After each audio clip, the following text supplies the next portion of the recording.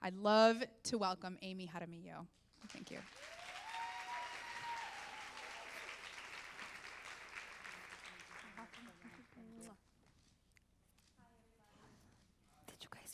I'm super low tech, so I'm going to take my notes and just put them on over here so I have them. I'm an entrepreneur, which is why I like to join Michelle's groups. I had been trying to figure out for a while how I wanted to cross the things I like to do, right? My science, the passion I have as far as getting people healthy, with the idea of being an entrepreneur. And I was in corporate for a long time, like 15 years trying to figure this out. I'd wanted to share with you today, right, kind of how that journey looked and how I moved from what I like to do into something that I could make a good living doing. So taking a step back, what occurred to me, practicing for a long time, is that people are getting sicker, right? Does that occur to anybody? Because when I was a kid, there were almost no peanut allergies. And I ate for lunch every day a cheese sandwich, because there were no gluten allergies, right? And people just weren't sick in the same way that they are now. I never really saw eczema. Nobody in my classes had eczema. Most people didn't suffer from things like migraines. I never heard people getting up in the morning and saying things like, I've got such low energy. You know, we never crashed towards the end of the day. It just didn't feel like that. The adults that I knew, they weren't drinking coffee all day to stay awake. You know, there wasn't all this joint pain and achiness. So my question, like, who in the room notices that there's a change, right? You feel it? Like you feel it day to day where you wake up, right, and you notice that there's a difference. You notice that you're slower. There's brain fog in a way that it didn't exist before. There's just a general change. You know, it looks to be the function of inflammation. And everybody kind of knows that now because there's 50 million books saying this is inflammation, right? And you get these symptoms and you go over, if you're like most people, either to your GP or as women to the gynecologist, and you say things like, I just don't feel as good as I used to. I never had headaches before, and now I'm starting to get migraines sometime. I've never really had a lot of constipation, but lately I just feel that. I just feel slow. I have cold hands. I feel generally bad. And the most common thing that you hear is, that's just aging. Okay, who has been told you've got normal labs, there's nothing wrong with you? No, nobody in this room, nobody can relate to that fact. You go and you go, I think there's something wrong. I read up online it might be thyroid. And the doctor goes, yeah, your labs look fine. There's nothing wrong with you. Anybody? Anybody that's been there before? Anybody that's tired of that whole thing? All right. What I'd wanted to do, I'd wanted to dive a little bit deeper, find the root causes of things. I did not like the idea of matching medication with symptoms. I found that didn't really help too much. Again, inflammation was out there. I wanted to know what it was and what the root cause was. So inflammation, right, that's kind of a, I don't know, it's like a black box mystery. What the heck is inflammation, right? Bodies are limited to the number of ways that they can fight bad stuff. And in the past, bad stuff was clearer to identify for bodies. Right? It was like a bug, whatever that was, a bacteria, a virus. It was something that bodies knew, and they could fight. And they knew how to address that, and they had the right tools. This kind of bug, this kind of immune response, right? And you cancel those two out. And then what happened was, and you guys already know this as well, lots of additives and preservatives, lots of chemicals, lots of fluorine in the water, lots of bromine in the white bread, lots of bisphenol A in water bottles, lots of PCBs in the fish, lots of mercury. What does the body do? Well, it still doesn't have any more tools. What it has is a massive attack created for a big bug that it's trying to get rid of. So it's kind of like this, right? It's like if you're in your house and you think there's an invader and you call the cops. And you say, hey, listen, I think there's an invader. They come over in their car and they know, okay, well, if it's an invader in the house, we're going to, whatever that protocol looks like, we're going to call for backup. We're going to find the guy, we're going to put handcuffs, we're going to arrest him, but the protocol is already known. What if instead you call and you go, listen, there is something so scary in my house, I do not even know what it is. It's giant and frightening. I don't, please come, just help me, come. Okay, what do? Now they bring like 1 million squad cars, right? They block off the entire neighborhood. They create a giant ruckus. Well, that's kind of what these new chemicals look like in bodies, right? Bodies have very hardcore ways to create inflammation because bugs don't like living in that kind of environment. They don't like hot, sweaty, gross, pussy, disgusting environments. And that's what bodies are really good at. What happens if that's not the invader, right? What happens if the invader is mercury in your salmon? What happens if the invader is pesticide on your fruit? So now think about this, right? Think about what everybody did today. You get up in the morning and you eat a healthy breakfast. Of what exactly? Fruit salad with pesticide, right? Genetically modified oatmeal. What is it exactly that we fed ourselves this morning, right? And then you take down a glass of whatever that is, healthy shake, with your extra fluorinated water. You get in your car for a super stressful drive, right? You find lunch, something in a, I don't know, preservative, added extra preservative, a side of preservatives with some food coloring as well. You go through your day, you kind of get how that whole thing compiles, right? Even when you think you're healthy. So thinking about it now, out of everybody here that thinks that they eat healthy, and imagining how much pesticide, heavy mercury, heavy metals, just contaminants are in food, who here thinks that they got through the day yesterday and didn't come in contact with something bad, something toxic for their body? Nobody? Nobody in this room ate something bad? Nobody in this room thought that they came into contact with something that was bad for their body?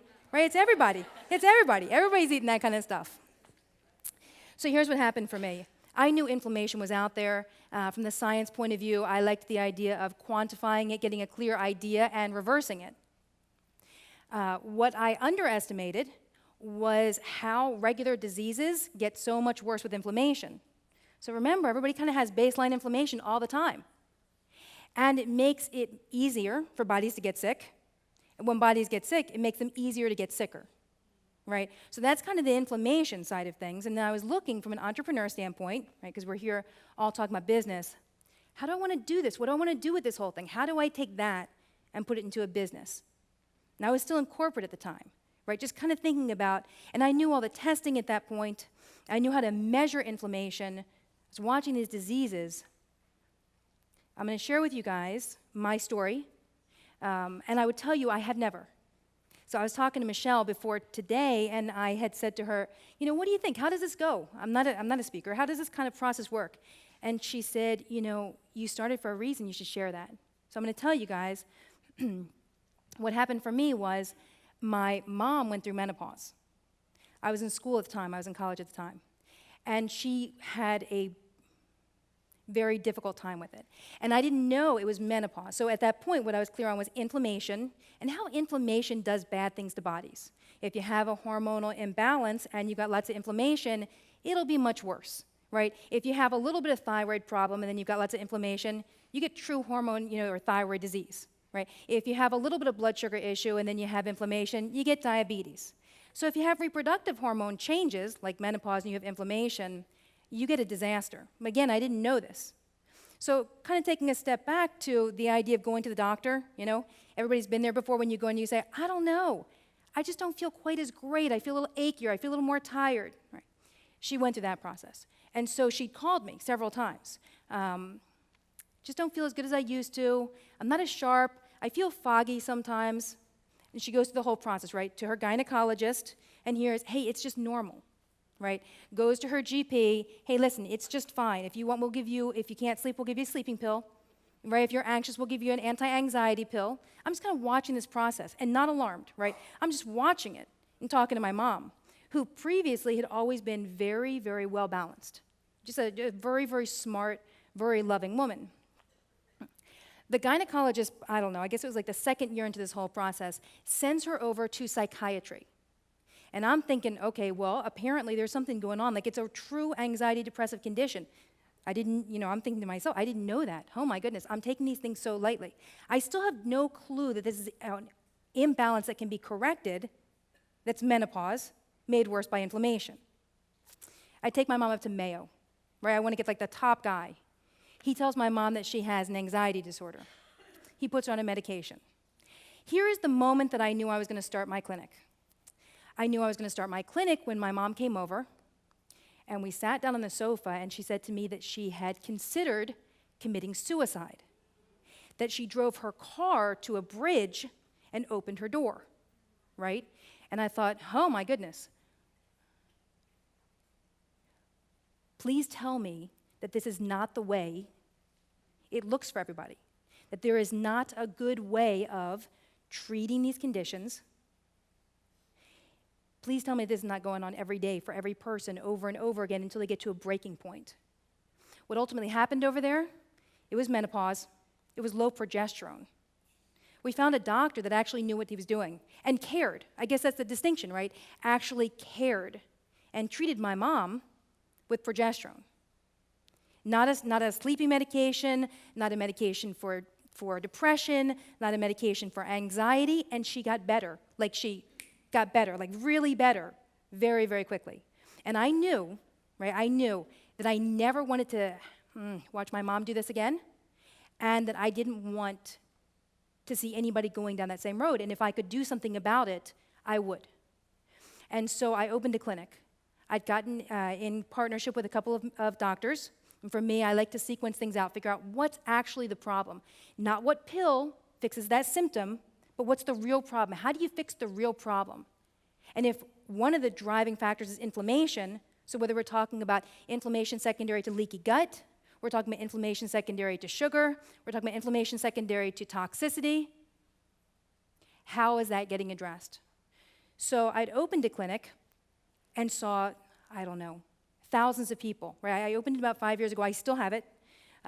What I didn't expect, I did not expect the amount of sickness and inflammation, right? So going back to what we started with, like all these peanut allergies, right? People coming in all the time and saying, I've got all these allergies. And I'm telling you, when I think back to when I was a kid, that didn't exist, right? All this stuff wasn't going on. Little kids weren't getting eczema. Little kids weren't getting type 2 diabetes, right? The amount of sickness was much lower. Hashimoto's wasn't around. There weren't really big thyroid conditions. So when I saw that, year after year, what I wanted to do, and what I did most recently, about a year ago, I launched a new company called BodyScience. So it's diagnostic. What we do is we drill down to the heart of what's the actual cause, not what's the result, not what the symptoms look like, not trying to match things to symptoms, but what actually is causing those symptoms. And so when Michelle was going to do this event, and again, keep in mind, my focus always now, kind of in the back of my mind, is how do I get this outreach out there?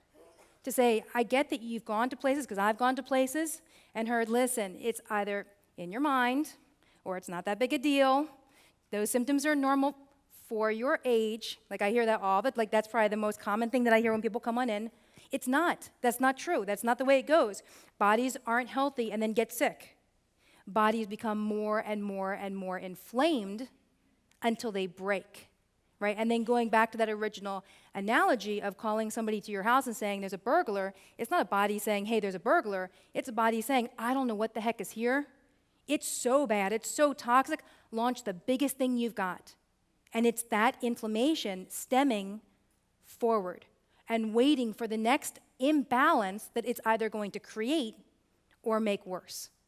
Does that make sense? Like, is everybody, right? Okay, I'll tell you what I did most recently, and I'll bring Yvette and Cindy up to the stage for it. Yes? Come on up. So here's what happened most recently, and then just talking about crew for a minute. So I had joined Michelle's inner circle back in July, and I was on my own, right, without crew, because I know there was somebody that just said the same thing. And what was missing for me, did you guys have mics or you don't have mics? I could share my little head thing. I don't know how to take it off. What had happened was I was able at that point to very effectively diagnose, figure out the root cause, right, and identify why people were getting worse. The interesting thing is I had a couple people that got better on their labs, hey, thanks so much, but didn't actually get better in actuality. So most people, they get better in their labs, they feel better. Okay, so then I meet these two guys, and what happened? Cindy and Inez, okay.